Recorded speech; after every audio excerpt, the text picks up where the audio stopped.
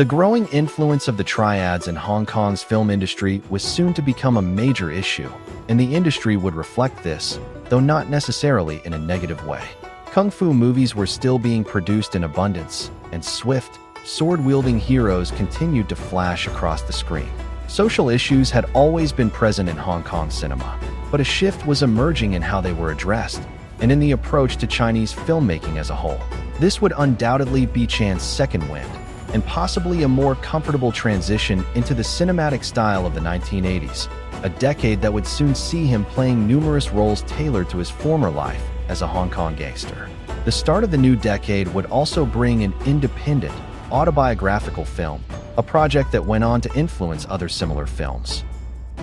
By the end of the 1970s, Chan Wai Man was a successful entertainer. Far from hindering his career, his notorious past as a gangster only heightened his appeal, intriguing audiences and actively drawing them to his movies. Directed by then-debutante Kirk Wong and written specifically for Chan Wai Man, The Club, 1981, was reportedly based on real events from Chan's own life.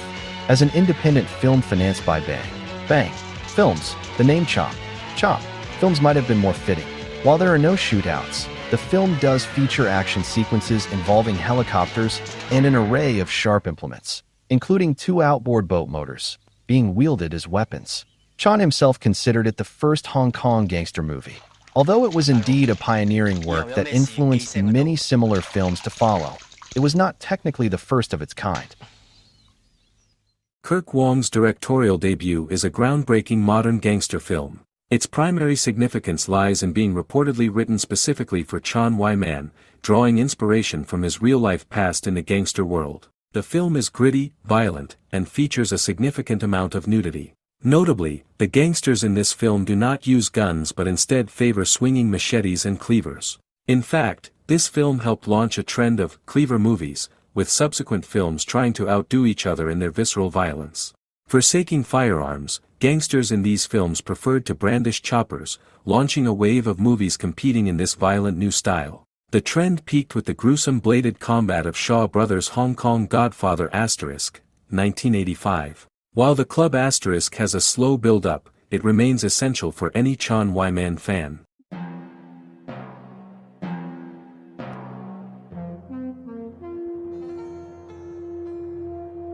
The late 1970s and 1980s saw triad societies infiltrating the Hong Kong film industry at an alarming rate.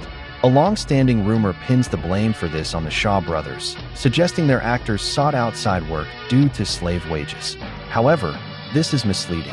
While the studio operated on a tight contract system similar to old Hollywood, it often permitted its stars to freelance, especially after they had proven their box office value, and in some cases, from the very start of their careers.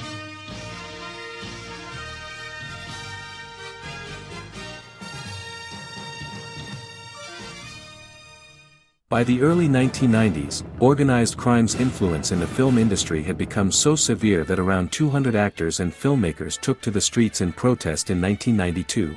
Of course, there were 2 types of triads, those who were reasonable businessmen and those who were not. Chan Wai Man, of course, belonged to the latter group.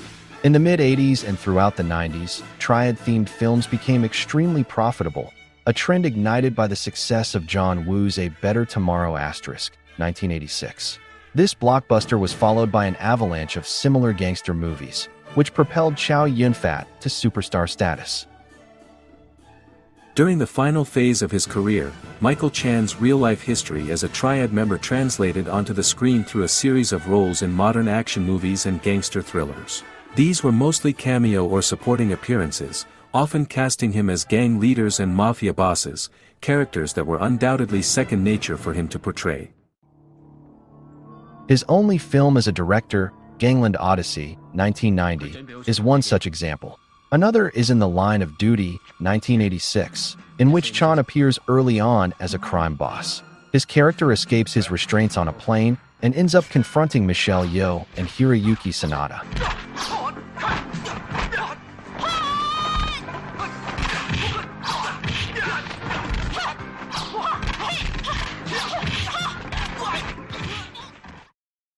During the 1970s, he starred in numerous similar films, such as the poorly received Martial Arts, also known as Chinese Mac, 1974, a low-quality imitation of Chang Cheh as the boxer from Shantung, 1972. These early gangster films glorified their dark heroes. However, unlike later modern portrayals, these kung fu thugs ultimately atoned for their mistakes through a violent, redemptive death. Such movies used moralistic storytelling as a framework to emphasize martial arts action. As the 1970s progressed, this style of action cinema evolved, moving even further away from the conventions of traditional kung fu films. The 1978 film The Fury of the Godfather, directed by Sun Chung, featured Chan Wai Man in a leading role. It was a co-production venture between Shaw Brothers and an independent company run by producer-actor Chung Hui Min.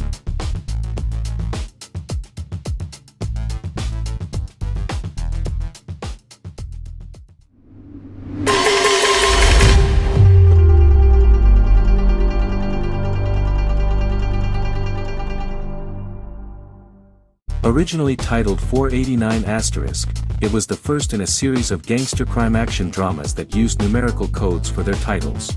According to the film's producer, 489 was the code for the leader of a criminal syndicate. Among Hong Kong's cinema dealing with triad themes, this particular title is considered extremely rare. It has never surfaced on any commercial format and may possibly be lost.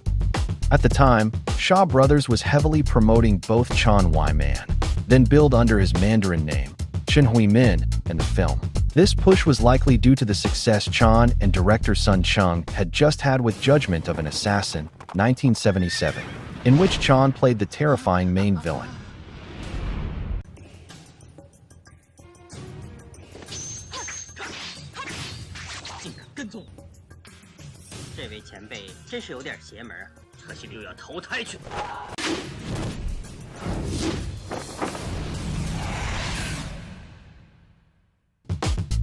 Chang Cheh's most elaborate and blood-soaked martial arts film is a vibrant, visceral comic book brought to life. The plot follows the classic kung fu trope of revenge. A lone student avenges the death of his master and friends at the hands of invading ninjas who seek to dominate the martial world. Chen Hui Min, Chan Wai Man, perfectly portrays a calculating villain. He erupts into action during fights, but otherwise remains stoic. His face, however, is perpetually marked by a penetrating and sinister glare. Chan and the rest of the cast hold nothing back for the extensive, blood-drenched finale.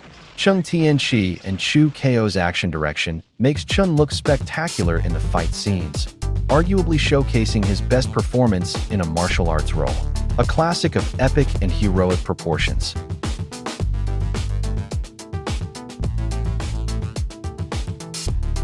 Lu Qiuyang's Executioners from Shaolin * 1977, popularized the iconic white-browed assassin through Lo Lia's legendary portrayal of Pai Mei. Chan Wai Man also took on similar roles, such as in Sun Chung's exemplary film The Meatly Breaking Sword * 1979. In the film, his hair color changes towards the end as a side effect of medicine administered by the evil doctor, played by Ku Feng. In China, the color white represents death, but in Chan's case, his hair turning white symbolizes a surge in his power.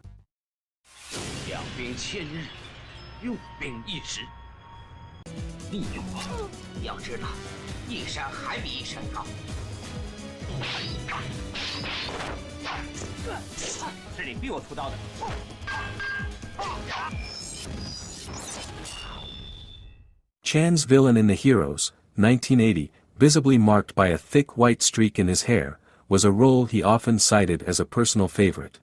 Yan, there's some questions I'd like to ask you now. You've tortured them for quite a while, but there's still no result.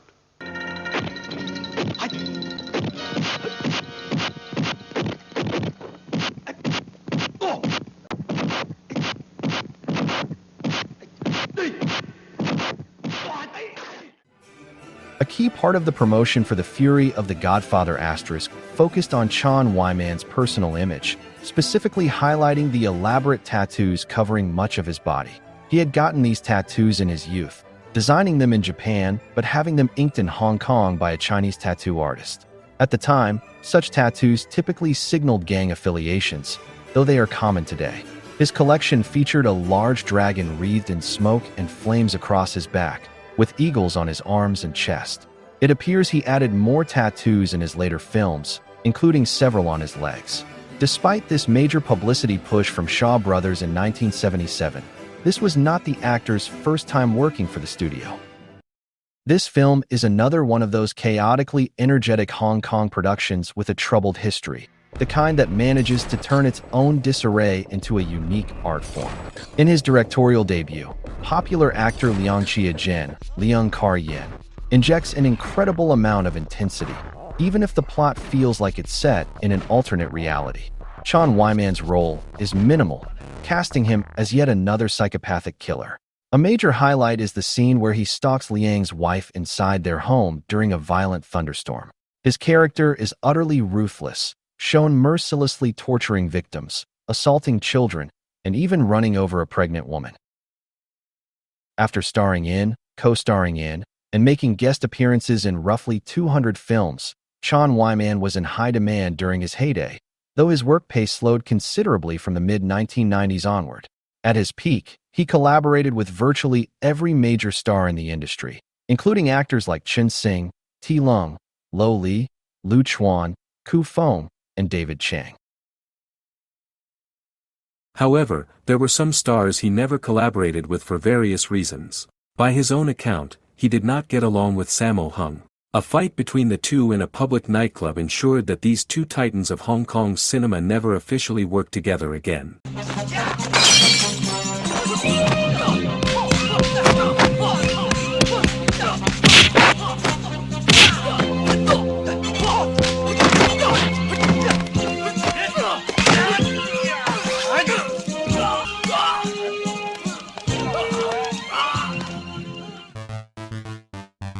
Reportedly, Jackie Chan was concerned that the revered tough guy actor would upstage him, leading to Chan Wai Man's scenes being significantly cut from both Dragon Lord and Project A2.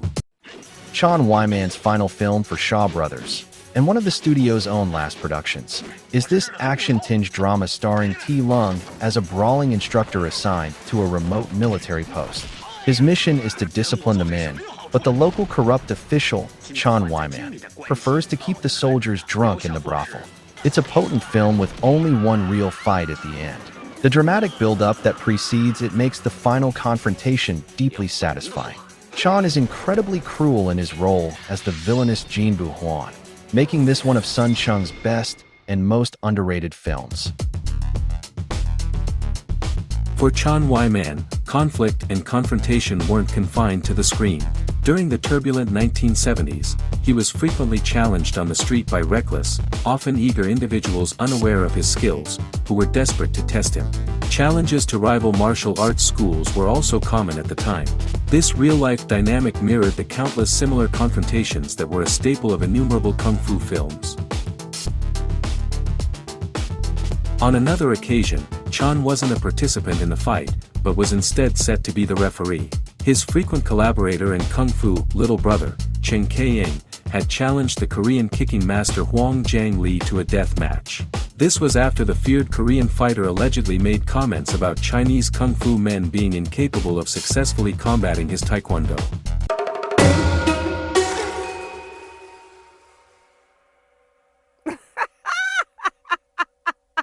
The fight was ultimately called off after the police were notified. This incident likely contributed to Hwang Jang Lee's decision to return to Korea and continue his film career there.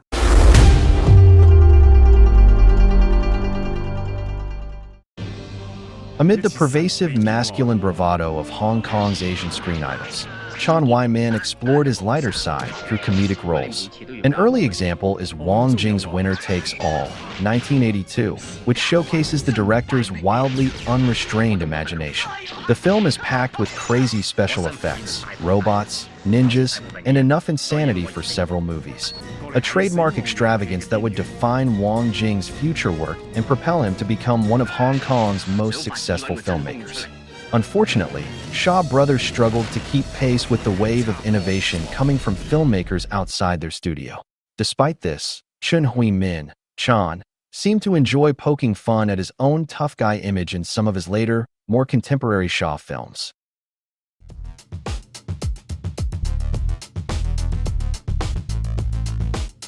In Lon Nide-Size The Three Stooges, 1984, Chan Wai Man appears in the final half hour as the stooge of a powerful counterfeiting kingpin, played by Shek Kin.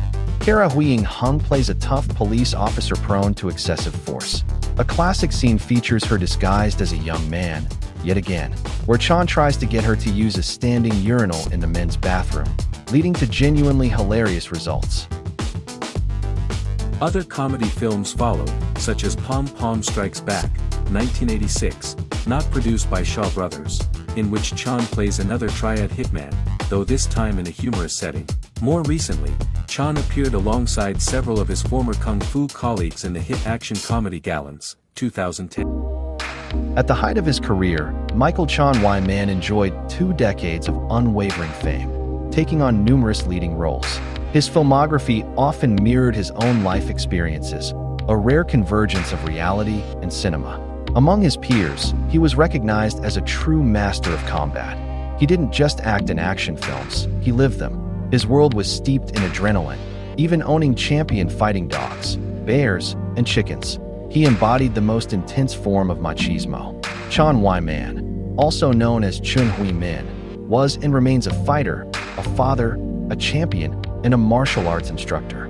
Whether one chooses to overlook his shadowed past or not, Hong Kong cinema bears the indelible mark of his legacy, filled with unforgettable roles that showcased one of the most brutally elegant portrayals of masculinity ever to punch, kick, or slash across the silver screen.